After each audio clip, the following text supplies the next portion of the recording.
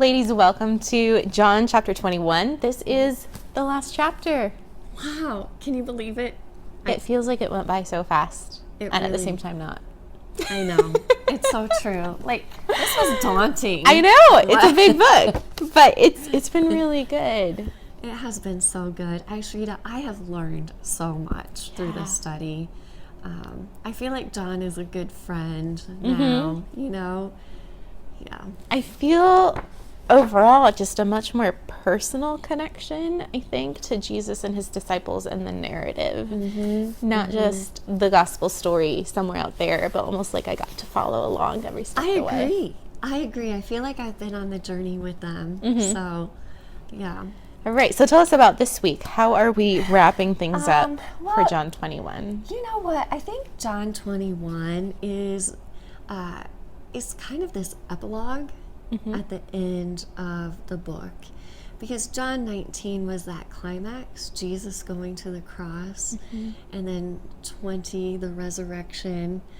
And so where does this fit in? And some scholars really do see it as just this epilogue, not just, but an epilogue on the end, just like John started with his prologue. So we talked about early on the themes that we saw in John chapter 1 in those first 18 verses. Yeah, and how we would see them woven all throughout John, like an orchestra. And we have, right? Yeah. So maybe why don't we wrap up this week talking about some of those themes that Yes, that we saw from the very beginning. So in day 1, we see Jesus. It's almost a deja vu, right? With him and the disciples are out, they're fishing. Yes. They didn't catch anything. Yes.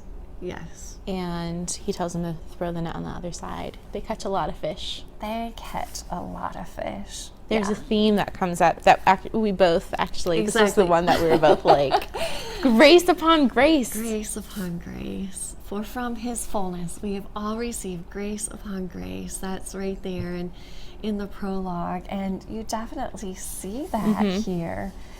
And yeah, what a beautiful theme.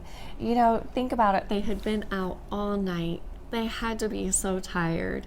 Discouraged, not a single fish. Like, come on. Yeah, I highlighted the word, they caught nothing. Yeah. They're fishermen. They caught nothing.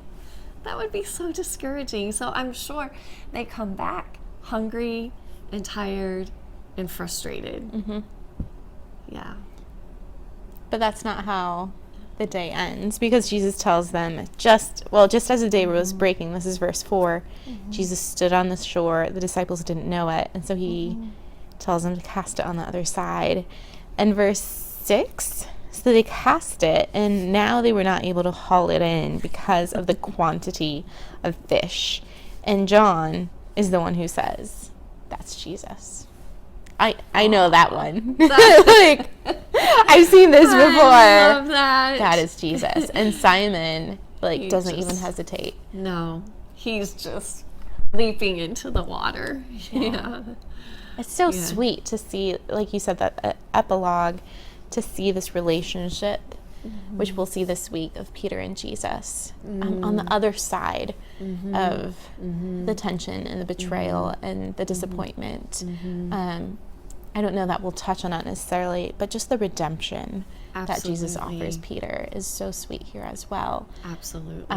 Grace upon grace in that way too. Yes. It's going to be a good week, ladies.